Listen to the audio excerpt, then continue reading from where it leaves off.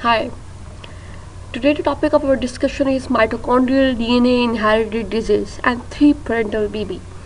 So आज जो topic है वो बहुत इंटरेस्टिंग टॉपिक है। अगर हम बात करें कि माइटोकॉन्ड्रियल डीएनए इनहेरिटेड डिजीज़ क्या होती हैं और इसके रीजंस क्या हैं, ये क्यों होती हैं, तो बेसिक कंसेप्ट से स्टार्ट करते हैं। जैसे हम सबको पता है कि जितने भी हमारी जो जेनेटिक इन्फॉर्मेशन है वो हमारे न्यूक्लियर डीएनए में होती है और न्यूक्लियर डीएनए हम अपने पेरेंट्स से इनहेरिट करते हैं। पेरेंट्स वो मेल और फीमेल मींस के फादर और मदर दोनों होते हैं और दोनों से हम न्यूक्लियर डीएनए इनहेरिट करते हैं। अब हमारे जितने भी फिनोटाइप है यानी कि फिजिकल अपीयरेंस और जो जीनोटाइप है मींस के जीन्स जो हमारी ट्रेट्स को कंट्रोल करते हैं, ये 99% जीन्स न्यूक्लियर डीएनए में पाए जाते हैं और न्यूक्लियर डीएनए ही कंट्रोल करता है इन ट्रेट्स को, लेकिन जो 1% है वो माइटोकॉन्ड्रियल डीएनए में पाए जाते हैं। अब अगर आप बात करें कि माइटोकॉन्ड्रियल डीएनए क्या होता है, तो हमारी जो सेल है, सेल के अंदर एक न्यूक्लियस पाया जाता है और न्यूक्लियस के अंदर न्यूक्लियर डीएनए होता है, लेकिन जो बाकी जो रीजन है उससे हम साइटोप्लाज्म कहते हैं। साइटोप्लाज्म एक लिक्विडी मटेरियल होता है और उस लिक्विडी फ्लूइड में हमारे पास डिफरेंट ऑर्गेनेल्स पाई जाती हैं, जैसे कि माइटोकॉन्ड्रिया, क्लोरोप्लास्ट और गॉल्जी बॉडीज हो गई। अब जो माइटोकॉन्ड्रिया है ये सेल्फ रेप्लिकेटिंग ऑर्गेनेली है और इसे हम powerhouse of the cell भी कहते हैं। Powerhouse of the cell इसलिए कहते हैं, जैसा फॉर एग्जांपल हम देखते हैं कि हमारे टाउन में एक ट्रांसफार्मर लगा होता है जो कि पूरे टाउन में एनर्जी मींस के इलेक्ट्रिसिटी ट्रांसफ़र करता है, प्रोवाइड करता है। इसी तरह जो माइटोकॉन्ड्रिया है ये एनर्जी जनरेट करता है in the form of ATP. हमारी बॉडी को, चाहे वो हार्ट है, मसल्स हैं, ब्रेन है, इन्हें एनर्जी चाहिए होती है वर्क करने के लिए, मींस के फंक्शंस को परफॉर्म करने के लिए, और ये माइटोकॉन्ड्रिया एनर्जी जनरेट करता है। और माइटोकॉन्ड्रिया सेल्फ रेप्लिकेटिंग ऑर्गेनेल इसलिए है क्योंकि ये अपना डीएनए भी कैरी करता है और इसी वजह से हम इसे सेल्फ रेप्लिकेटिंग ऑर्गेनेल कहते हैं। और जो डीएनए है और उस डीएनए को जो माइटोकॉन्ड्रिया में पाया जाता है उसे हम माइटोकॉन्ड्रियल डीएनए कहते हैं। सो अब हम बात करते हैं कि माइटोकॉन्ड्रियल इनहेरिटेड डिजीज क्या है। अगर वो जो माइटोकॉन्ड्रियल डीएनए है, जो ऐसा डीएनए जो माइटोकॉन्ड्रिया में पाया जाता है, उसमें अगर म्यूटेशंस हो जाएं, बिल्कुल उसी तरह जिस तरह न्यूक्लियर डीएनए में म्यूटेशंस हो जाती हैं और वो डिफरेंट सिंड्रोम कॉज करती हैं, चाहे वो डाउन सिंड्रोम है या टर्नर सिंड्रोम है, हम डिफरेंट एग्जांपल्स पढ़ चुके हैं पिछली मींस के डिफरेंट स्टैंडर्ड्स में। इसी तरह जो अगर डीएनए माइटोकॉन्ड्रियल डीएनए में म्यूटेशंस हो जाए तो वो माइटोकॉन्ड्रियल डिसऑर्डर्स कॉज करती हैं। अगर वो म्यूटेशन माइनर है तो वो स्मॉल डिसऑर्डर्स कॉज कर सकती हैं, लेकिन अगर वो म्यूटेशंस जो है वो मेजर म्यूटेशंस हैं तो क्या होगा कि वो नंबर ऑफ डिसऑर्डर्स कॉज करेंगी, मीन्स के डिसऑर्डर्स आपस में ओवरलैप कर रहे होंगे, सिम्टम्स ओवरलैप कर रही होंगी। और डिसऑर्डर्स इसलिए होते हैं जब भी माइटोकॉन्ड्रियल डीएनए में म्यूटेशंस होती हैं तो जो माइटोकॉन्ड्रिया है वो एनर्जी प्रोड्यूस नहीं कर पाता, और जब वो इनफ एनर्जी प्रोड्यूस नहीं करता तो जो हमारी जो ब्रेन, नर्व्स और जो मसल्स हैं वो प्रॉपर वर्क नहीं कर पाते और वो डिफरेंट सिंड्रोम कॉज करते हैं। बिल्कुल इसी तरह जिस तरह मैंने स्लाइड में एग्जांपल मेंशन की हुई हैं, लीबर्स हेरिडिटरी ऑप्टिक न्यूरोपैथी, ये एक ऐसा सिंड्रोम है जिसमें जो पर्सन है जिसे माइटोकॉन्ड्रियल म्यूटेशंस की वजह से, डीएनए म्यूटेशंस की वजह से क्या होता है कि जो सडन वीएन लॉस हो जाता है।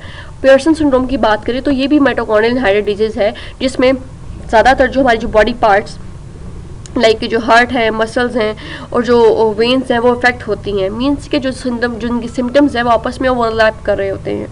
और ये सिंड्रोम सेंट्रल नर्वस सिस्टम को अफेक्ट करता है। इससे हमारी जो आई साइट है, हेयरिंग है, माइग्रेन और डिफरेंट जो सीजर जैसे प्रॉब्लम्स होते हैं। जैसे ये जो स्लाइड है ये शो करती है कि what is mitochondrial DNA inheritance pattern. अब यहाँ पे बहुत इंटरेस्टिंग पॉइंट आता है कि जो न्यूक्लियर डीएनए है वो हम अपने पेरेंट्स से इनहेरिट करते हैं, मींस के हमारे पास जो डीएनए है वो हमारे बोथ पेरेंट्स से आया है, मदर और फादर दोनों से, और न्यूक्लियर डीएनए इसी तरह ट्रांसफ़र होता है बोथ पेरेंट्स से। लेकिन जो माइटोकॉन्ड्रियल डीएनए है ये सिर्फ मदर से ट्रांसफ़र होता है, फादर से नहीं होता। और अगर आप ये पूछेंगे कि यहाँ पर रीज़न क्या है कि जो माइटोकॉन्ड्रियल डीएनए है वो क्यों मदर से ट्रांसफ़र होता है, फादर से क्यों, मींस कि जो फादर हैं वो क्यों डिसेंडेंट्स में या ऑफस्प्रिंग में क्यों ट्रांसफ़र नहीं करते डीएनए को, तो ये डायग्राम इसकी रीज़न देती है कि किस तरह जैसे मैटरनल माइटोकॉन्ड्रिया है वो ट्रांसफ़र होता है फ्यूचर जनरेशन में। अगर आप इस एग सेल को देखें तो जो एग है इसके दरमियान में न्यूक्लियर डीएनए पाया जाता है सेंटर में, और जो साइड्स हैं वहाँ पे माइटोकॉन्ड्रिया पाए जाते हैं। अगर आप स्पर्म को देखें तो स्पर्म की बॉडी है, जो हेड रीजन में न्यूक्लियर डीएनए पाया जाता है, और जो माइटोकॉन्ड्रिया है वो कॉलर रीजन में पाया जाता है। और बिगेस्ट जो रीज़न है कि क्यों जो माइटोकॉन्ड्रिया है वो एग के अंदर पाया जाता है, जबकि जो स्पर्म है उनकी कॉलर रीजन में पाया जाता है, वो ये क्योंकि कि जब स्पर्म को मोटिलिटी में एनर्जी चाहिए होती है और मुझे माइटोकॉन्ड्रिया ने एनर्जी प्रोवाइड करते हैं। And the second reason is जब भी हमारे पास एग सेल और जो स्पर्म सेल्स जब फ्यूज़ होते हैं, जब इनकी फ्यूजन होती है, तो जो स्पर्म है वो पूरी तरह फ्यूज़ नहीं होता, जो न्यूक्लियर डीएनए है वो सिर्फ एग सेल में फ्यूज़ हो जाता है। तो इसी तरह जो साइटोप्लाज्म है या जो माइटोकॉन्ड्रिया है वो मैटरनल ट्रांसफ़र होता है फ्यूचर जनरेशन में, क्योंकि ज़्यादातर जो माइटोकॉन्ड्रिया हैं पैटर्नल के वो डिस्कार्ड हो जाते हैं, वो लॉस हो जाते हैं, और सिर्फ न्यूक्लियर डीएनए स्पर्म का मीन्स के फादर का कंट्रीब्यूट करता है फर्टिलाइजेशन में या फ्यूजन होती है। जितना भी साइटोप्लाज्म है, चाहे वो माइटोकॉन्ड्रिया है, क्लोरोप्लास्ट है या गोल्जी बॉडीज़ हैं, वो सारी मैटरनल मीन्स के मैटरनल ट्रांसफ़र होती है फ्यूचर ऑफ स्पर्म। अगर हम इसके कॉजेज जैसे मैं बता चुकी हूँ कि ये डीएनए में म्यूटेशन हो जाती है, इस वजह से होता है, और जो फर्टिलाइजेशन जो माइटोकॉन्ड्रिया है, जो पैटर्नल माइटोकॉन्ड्रिया है वो लॉस हो जाते हैं, और जो सिर्फ जो मैटरनल जो साइटोप्लाज्म है वो कंट्रीब्यूट करता है, वो फ्यूचर जनरेशन में इनहेरिट होता है। अगर हम सिम्टम्स बात करें तो सिम्टम्स डिफरेंट डिसऑर्डर पर डिपेंड करते हैं और टाइप ऑफ म्यूटेशन पर डिपेंड करता है कि किस तरह की म्यूटेशन है। अगर माइनर म्यूटेशन है तो उसके सिम्टम्स माइनर्स होंगे, लेकिन अगर मेजर म्यूटेशन है तो वो क्या करेगा कि आपके मसल्स को अफेक्ट करेगा, पेन होगी, मीन्स के वीक मसल्स हो जाएंगे, स्वेलिंग प्रॉब्लम्स होंगी, हार्ट प्रॉब्लम होगी। ऑब्वियसली जिस तरह हार्ट है तो इसमें कार्डियक मसल्स पाए जाते हैं, और अगर माइटोकॉन्ड्रिया इनफ एनर्जी जनरेट नहीं कर रहा तो ऑब्वियसली हमारा हार्ट अच्छी तरह फंक्शन नहीं कर पाएगा। इस तरह फैटी लिवर की प्रॉब्लम्स होती हैं, किडनी को अफेक्ट करता है, वियर और हेयरिंग लॉस जैसे प्रॉब्लम्स होती हैं। अगर हम डायग्नोसिस की बात करें तो यहाँ पे हम ऐसे पेशेंट जिन्हें इस तरह की सिम्टम्स होती हैं तो उसमें हम होल जीनोम सीक्वेंसिंग जैसी टेक्निक्स यूज़ करते हैं। इसमें हम उस पेशेंट का होल जो जीनोम है, जो डाटा जो जेनेटिक मटेरियल है वो लेते हैं, एक्सट्रैक्ट करते हैं, और हम उसको रीड करते हैं। रीड के हम उसके जो बेसिस हैं, जो नाइट्रोजनस बेसिस हैं, वो देखते हैं, मैच करते हैं कि कहाँ पे म्यूटेशन है, किस जगह पे म्यूटेशन है। तो इस तरह से क्या होता है कि डायग्नोज हो जाता है कि माइटोकॉन्ड्रियल डीएनए में या कहीं भी ये म्यूटेशन है। अगर हम ट्रीटमेंट की बात करें तो जेनेटिक डिसऑर्डर का कोई भी आप इसे मुकम्मल कम्प्लीटली मीन्स का कोई सोल्यूशन नहीं है, ट्रीटमेंट नहीं है, लेकिन आप डिफरेंट थेरेपीज़ के थ्रू या डाइटरी चेंजेस के थ्रू आप इनको मीन्स की इम्प्रूव कर सकते हैं पेशेंट की कंडीशन को। So second one of topic is 3 parental baby. ये बहुत ही नोवेल टेक्निक है। अगर हम 3 पेरेंटल बेबी की बात करें तो ये नेम शो कर रहा है इस टेक्निक का कि इसमें 3 पेरेंट्स होंगे बेबी के, और जो 3 पेरेंट्स हैं उसमें 2 मदर्स हैं और 1 फादर है। ये टेक्निक 2016 तक डिफरेंट कंट्रीज़ में बैन रही क्योंकि इसमें एथिकल कंसर्न्स थे। एथिकल कंसर्न्स मीन्स के लोग इसे अच्छा नहीं समझते थे, खैर अखलाकी समझा जाता था इस टेक्निक को। लेकिन जो 2016 में यूके में फर्स्ट 3 पेरेंटल बेबी पैदा हुआ, और इसके बाद जो प्रोसेस था 3 पेरेंटल बेबी का वो मैक्सिको में कंडक्ट की गई रिसर्च, और ये बेबी बॉर्न हुआ, और इसके बाद यूके में इस टेक्निक को लीगलाइज कर दिया गया, इस मीन्स के बैन हटा दिया गया। ये एक ऐसी टेक्निक है जिसमें हम माइटोकॉन्ड्रियल रिप्लेसमेंट थेरेपी और आईवीएफ इन विट्रो फर्टिलाइजेशन को यूज़ करके मीन्स के 2 वुमेन और 1 मैन से एक बेबी प्रोड्यूस करते हैं जो म्यूटेशन फ्री होता है।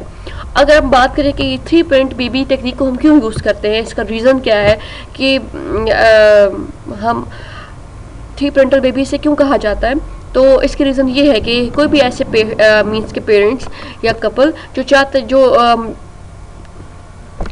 चाहते हैं कि जो माइटोकॉन्ड्रियल म्यूटेशंस हैं वो नेक्स्ट जनरेशन में या उनकी ऑफस्प्रिंग में ट्रांसफ़र ना हो, तो उस वजह से हम टेक्निक को यूज़ करते हैं।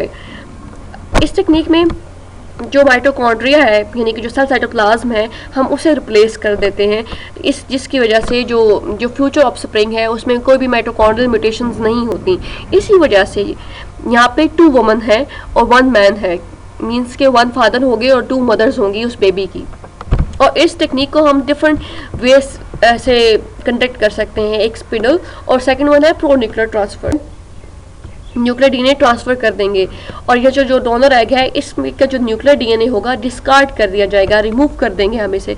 क्यों? क्योंकि बच्चा जो 99% होगा, जो बेबी होगा, वो बायोलॉजिकल पेरेंट्स का होगा। सिर्फ 1% वो जेनेटिक इंफॉर्मेशन कैरी करेगा इस डोनर एग की, मीन्स के डोनर मदर की, जो सिर्फ जो साइटोप्लाज्म हमें दे रही है। हमें इस जो फीमेल है इसका सिर्फ साइटोप्लाज्म चाहिए, हमें जो न्यूक्लियस है वो नहीं चाहिए।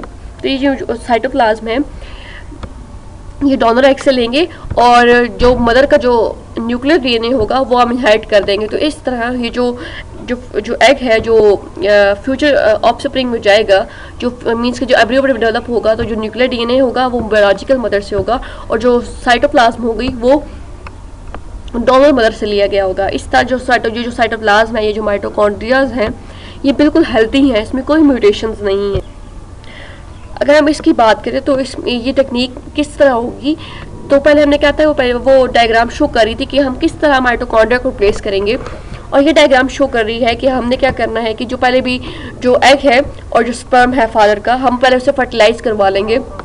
फर्टिलाइजेशन के बाद मीन्स फ्यूजन के बाद क्या होगा कि जो न्यूक्लियर डीएनए होगा बोथ पेरेंट्स का, हम उसे वो साइटोप्लाज्म में हमने जो डोनर फीमेल से लिया है हम उसमें इंसर्ट कर देंगे। इस तरह जो फ्यूचर जो एम्ब्रियो होगा, यानी कि जो बेबी होगा, उसमें जो साइटोप्लाज्म है, जो माइटोकॉन्ड्रियाज हैं, बिल्कुल हेल्दी हैं और जो न्यूक्लियर डीएनए है, मींस के 99% जो बेबी है वो बायोलॉजिकल पेरेंट्स का होगा। और लेकिन जो 1% जेनेटिक मटेरियल है वो डोनर मदर, मींस के वो जो सेकंड वुमन है जिससे हमने साइटोप्लाज्म इनहेरिट किया है, मींस के जिसने हमने डोनेट किया है माइटोकॉन्ड्रिया को, उसका होगा। एथिकल कंसर्न्स, अभी भी डिफरेंट कंट्रीज़ हैं जहाँ पे इस टेक्निक को अच्छा नहीं समझा जाता है, यानी कि एथिकल कंसर्न्स कहा जाता है, क्योंकि ये 99% जो है बायोलॉजिकल डीएनए तो कैरी कर, मींस के बायोलॉजिकल पेरेंट्स का डीएनए तो कैरी करते हैं, लेकिन 1% जो डीएनए है वो जो डोनर मदर है उसका कैरी करता है। और जो साइंटिस्ट है ये कहते हैं कि वो जो डीएनए है 1% वो नेक्स्ट जनरेशन में ट्रांसफ़र होगा। इसी तरह ये पूरी जो इंटायर लीनेज है उसको चेंज कर सकता है। और जो सेकंड कंसर्न जो साइंटिस्ट देते हैं कि ये डिज़ाइनर बेबीज़ की तरफ रह जाएगा, कि जो ह्यूमंस हैं वो जब भी चाहते हैं कि अगर वो चाहते हैं कि जिनको फ्यूचर ऑफस्प्रिंग है वो ब्लॉन्ड हेयर्स हो, उसके आइज़ ब्लू हो या हाई IQ हो उनका, तो वो चेंज करवाना शुरू हो जाएंगे। सो इसलिए इस पे कुछ एथिकल इश्यूज या डिफरेंट कंट्रीज़ में बैन है। Thank you. This is all about our topic.